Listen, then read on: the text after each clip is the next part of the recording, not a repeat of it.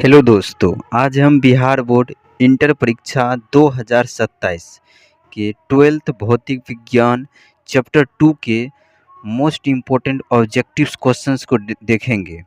तो चलिए स्टार्ट करते हैं। पहला क्वेश्चन है, विद्युत तीव्रता का एसआई मात्रक क्या है? तो विद्युत तीव्रता का एसआई मात्रक है वोल्ट मीटर इनवर्स। ठीक है, तो विद्युत तीव्रता का एसआई मात्रक क्या है? तो वोल्ट मीटर इनवर्स। तो वोल्ट मीटर इनवर्स विद्युत तीव्रता का एसआई मात्रक है। अगला क्वेश्चन है, किसी बिंदु आवेश के कारण दूरी r पर विद्युत विभव का मान किस पर निर्भर करता है? तो जो है एक तरह से जो है कहा जा रहा है कि विद्युत विभव का मान किस पर निर्भर करता है। तो विद्युत विभव का जो मान है सो किस पर निर्भर करता है? तो R के व्युत्क्रमानुपाती होता है। किसके व्युत्क्रमानुपाती होता है? तो R के व्युत्क्रमानुपाती होता है। ठीक है, तो विद्युत विभव में जो है R विद्युत विभव जो होता है वह R के व्युत्क्रमानुपाती होता है। तो किसी बिंदु आवेश के कारण दूरी r पर विद्युत विभव का मान किस पर निर्भर करता है? तो विद्युत विभव जो है वो हमेशा दूरी के व्युत्क्रमानुपाती होता है, और यहाँ पर दूरी है r, यानी r के व्युत्क्रमानुपाती होता है, यानी इस पर निर्भर करता है। अगला क्वेश्चन है, किसी द्विध्रुव को एक समान विद्युत क्षेत्र में रखने पर उस पर परिणामी बल क्या होगा? तो किसी द्विध्रुव को एक समान विद्युत क्षेत्र में रखने पर, एक समान विद्युत क्षेत्र में जब द्विध्रुव को रखा जाता है तब उस द्विध्रुव पर परिणामी बल क्या होता है? तब उस द्विध्रुव पर परिणामी बल शून्य होता है। क्या होता है? शून्य होता है। तो एक समान विद्युत क्षेत्र में द्विध्रुव को रखने पर द्विध्रुव पर परिणामी बल शून्य होता है। अगला क्वेश्चन है, विद्युत क्षेत्र E और विद्युत विभव V के बीच सही संबंध क्या है? तो E और V के बीच सही संबंध क्या है? तो E बराबर dV बट्टे dx, E बराबर dV बट्टे dx यह संबंध है। ठीक है, तो विद्युत क्षेत्र E और विभव V के बीच संबंध क्या है? तो E बराबर dV बट्टे dx इस चीज का संबंध है। अगला क्वेश्चन है, आवेशित खोखले गोले के अंदर विद्युत तीव्रता का मान क्या होता है? तो आवेशित खोखले गोले, ठीक है, तो आवेशित खोखले गोले के अंदर विद्युत तीव्रता का मान क्या होता है? तो आवेशित खोखले गोले के अंदर विद्युत तीव्रता का मान शून्य होता है। क्या होता है? तो शून्य होता है। अगला क्वेश्चन है, किसी आवेशित गोलीय कवच के अंदर किसी बिंदु पर विद्युत विभव का मान कैसा होता है? यानी कि जो है किसी आवेशित गोलीय कवच के अंदर, तो गोलीय कवच के अंदर किसी बिंदु पर विद्युत विभव का मान कैसा होता है? तो यह एक समान होता है। क्या होता है? तो एक समान होता है। ठीक है, तो जो है कोई भी जो है आवेशित गोलीय कवच है तो उसके अंदर जो है किसी भी बिंदु पर विद्युत विभव, ठीक है, कौन सा? तो विद्युत विभव का मान कैसा होता है? तो एक समान होता है। अगला क्वेश्चन है,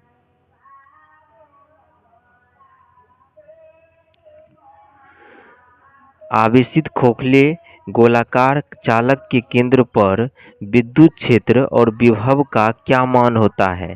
ठीक है, यानी आवेशित खोखले गोलाकार चालक के केंद्र पर और जो है आवेशित खोखले गोलाकार चालक के केंद्र पर विद्युत क्षेत्र और विभव का क्या मान होता है? तो विद्युत क्षेत्र और विभव का मान क्या होता है?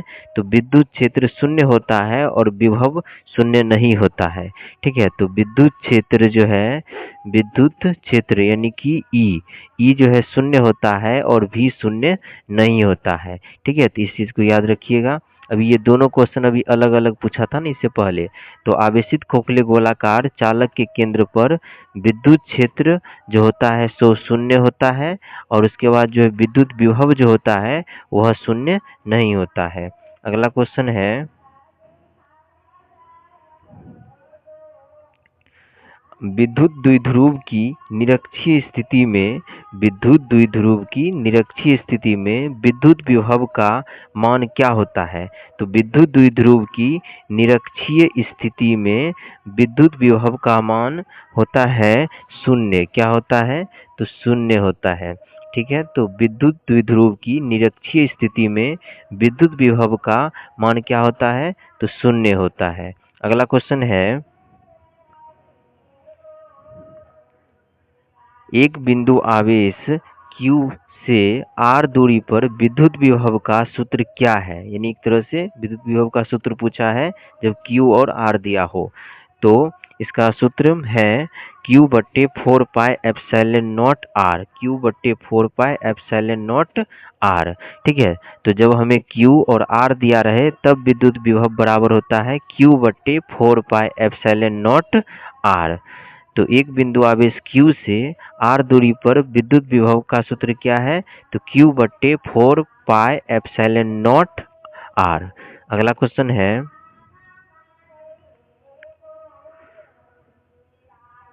किसी विद्युत द्विध्रुव के लिए विद्युत क्षेत्र और विभव दूरी के साथ कैसे बदलता है? ठीक है, यानी किसी विद्युत द्विध्रुव के लिए विद्युत क्षेत्र और विभव दूरी, विभव जो है ये यानी विद्युत क्षेत्र और विभव दूरी के साथ कैसे बदलता है? तो दोनों जो है दूरी के साथ कैसे बदलता है? तो इसमें जो है विद्युत क्षेत्र जो होता है, ये विद्युत क्षेत्र, ठीक है, विद्युत क्षेत्र को पता है कि जो है विद्युत क्षेत्र को हम जो है E के द्वारा दिखाते हैं।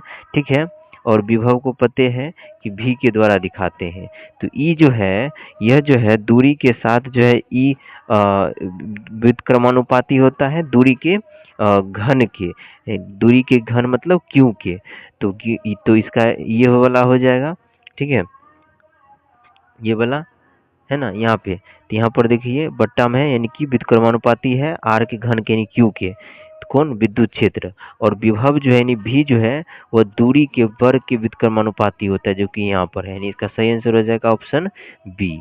ठीक है, तो विद्युत क्षेत्र जो है सो दूरी के साथ कैसे बदलता है? तो R की Q के व्युत्क्रमानुपाती होता है और V जो है यानी विभव यह R के स्क्वायर के व्युत्क्रमानुपाती होता है। ठीक, अगला क्वेश्चन है,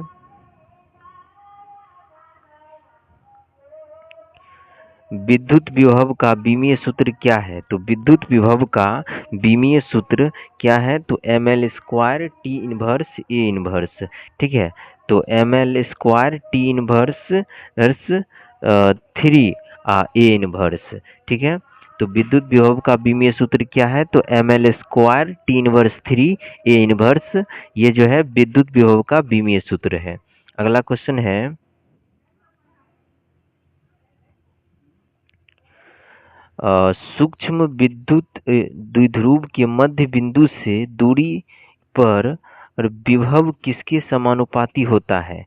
यानी कि जो है सूक्ष्म विद्युत द्विध्रुव के मध्य बिंदु से, ठीक है, मध्य बिंदु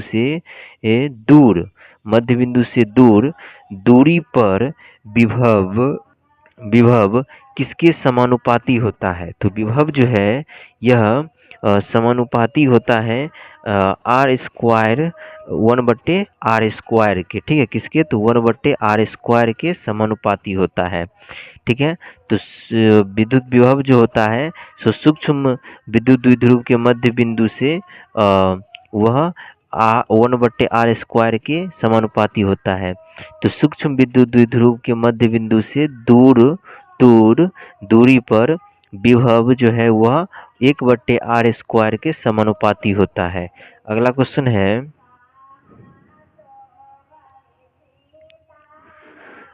P आघूर्ण वाले विद्युत द्विध्रुव पर टॉर्क का व्यंजक क्या है? तो P आघूर्ण वाले विद्युत द्विध्रुव पर टॉर्क का व्यंजक क्या है? तो टॉर्क का व्यंजक क्या है? तो P क्रॉस E है। ठीक है, क्या है? तो P क्रॉस E। तो P क्रॉस E है। ठीक है, तो P आघूर्ण वाले विद्युत द्विध्रुव पर, तो P आघूर्ण वाले विद्युत द्विध्रुव पर टॉर्क का व्यंजक क्या है? तो P क्रॉस E है, तो P क्रॉस E है। अगला क्वेश्चन है साम्य अवस्था के लिए P और E के बीच कोण कितना होता है? तो साम्य अवस्था के लिए P और E के बीच कोण जो है सो कितना होता है? तो 0 होता है। क्या होता है? तो 0 डिग्री होता है। ठीक है, तो क्या होता है? तो 0 डिग्री होता है। ठीक है, तो साम्य अवस्था के लिए P और E के बीच कोण कितना होता है? तो 0 डिग्री होता है। अगला क्वेश्चन है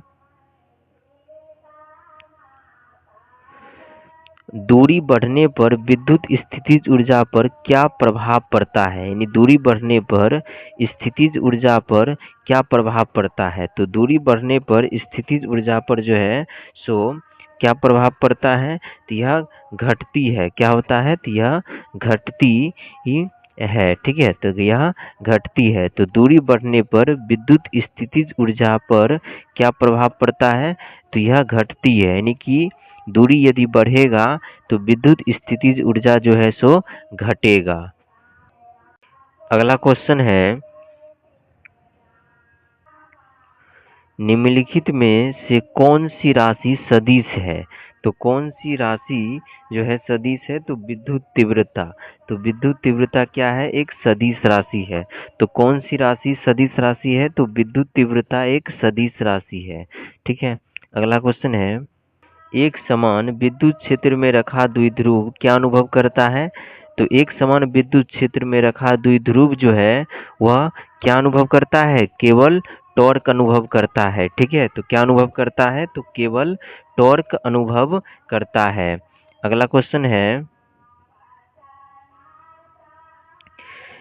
संधारित्र की धारिता का एसआई मात्रक क्या है? तो संधारित्र की धारिता का एसआई मात्रक क्या है?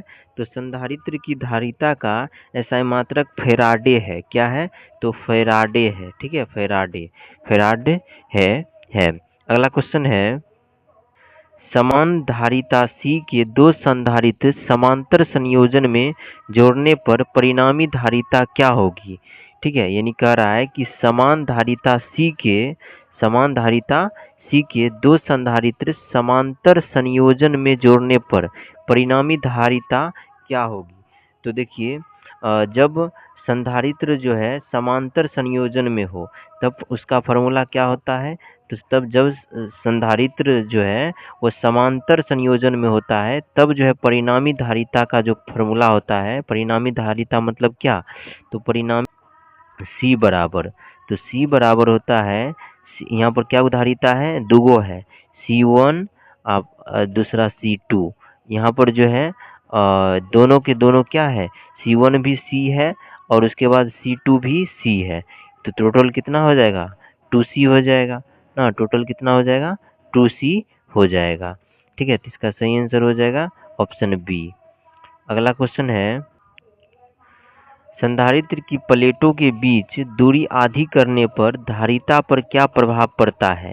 यानी कि यदि जो है संधारित्र की प्लेटों के बीच की दूरी जो है आधी कर दिया जाए तो धारिता पर क्या प्रभाव पड़ता है? तो धारिता पर जो है धारिता दोगुनी हो जाती है। क्या हो जाती है?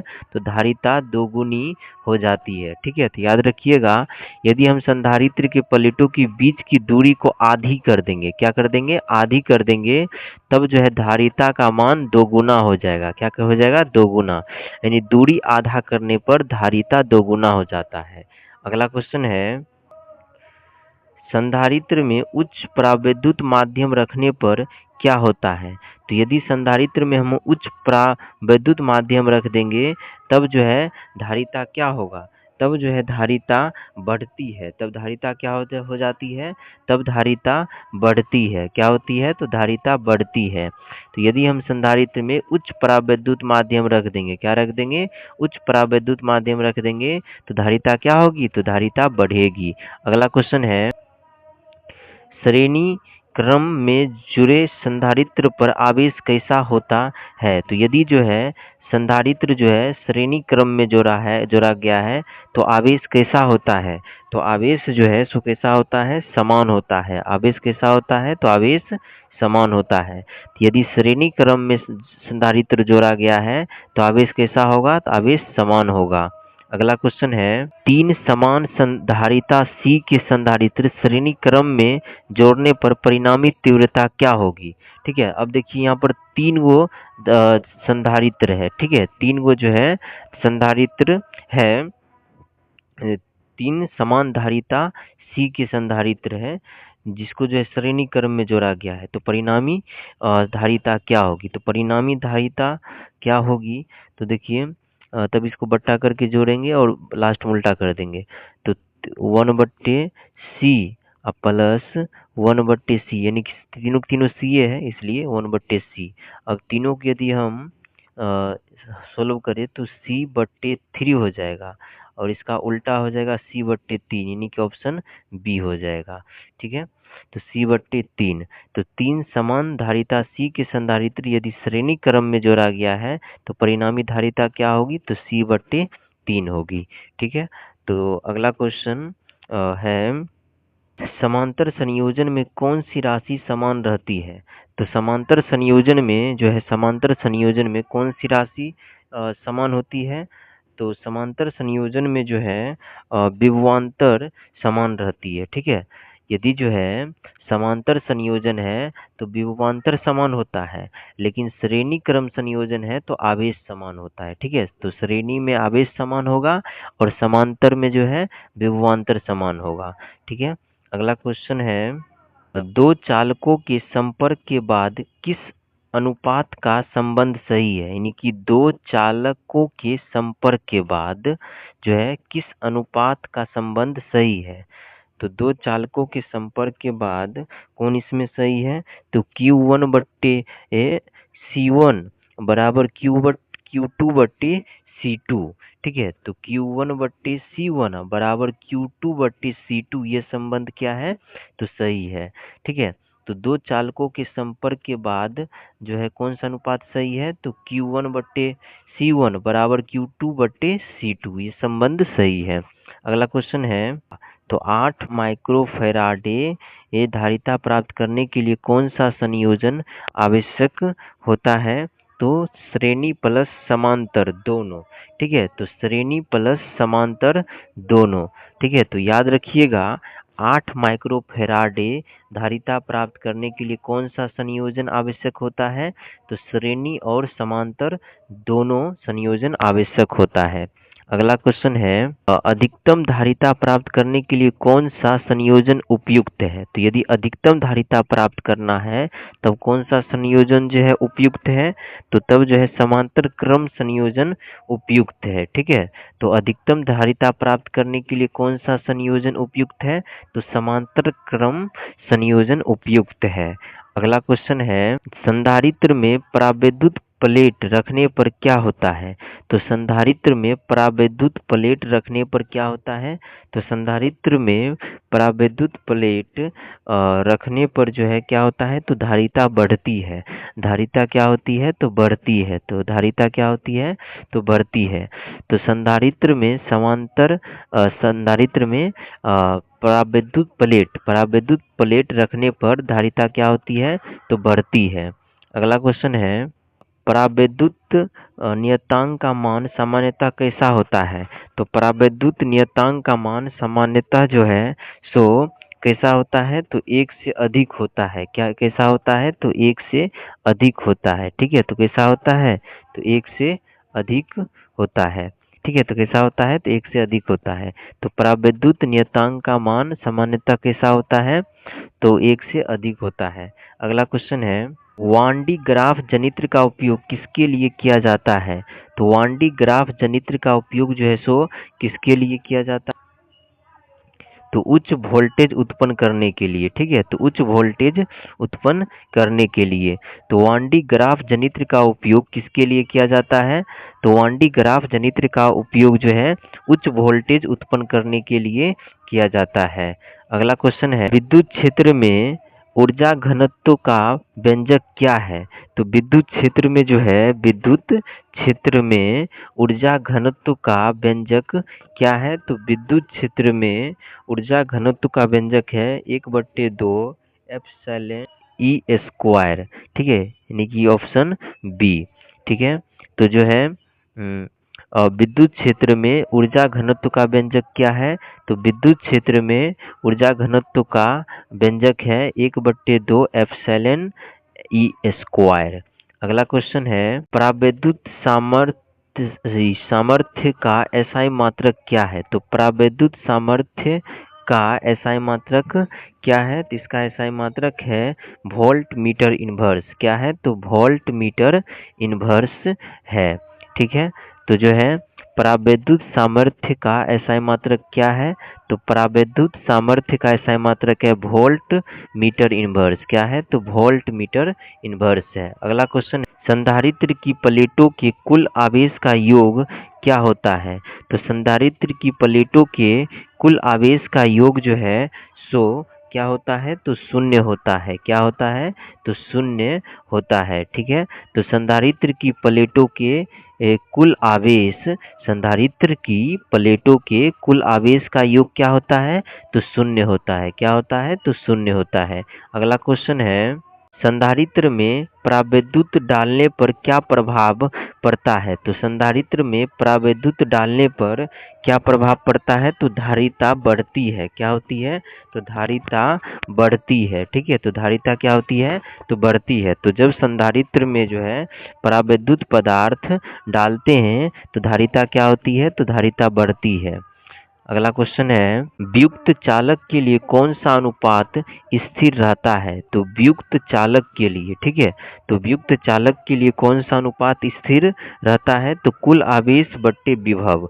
तो कुल आवेश बट्टे विभव, यह जो है अनुपात स्थिर रहता है। ठीक है, तो जो है वियुक्त चालक के लिए, तो वियुक्त चालक के लिए कौन सा अनुपात स्थिर रहता है? तो वियुक्त चालक के लिए जो है कौन सा अनुपात? तो कुल आवेश बट्टे विभव। तो कुल आवेश बट्टे विभव, यह अनुपात स्थिर रहता है वियुक्त चालक के लिए। ठीक है, तो चलिए, ये जो है आज के हमारा 35 पूरे कंप्लीट इस चैप्टर का ऑब्जेक्टिव है, पूरे यानी कि चैप्टर 2 का पूरे का निचोड़ है ये 35 ऑब्जेक्टिव्स। इससे बाहर और कुछ नहीं आएगा। तो यह आपको कैसा लगा कमेंट में ज़रूर बताएं।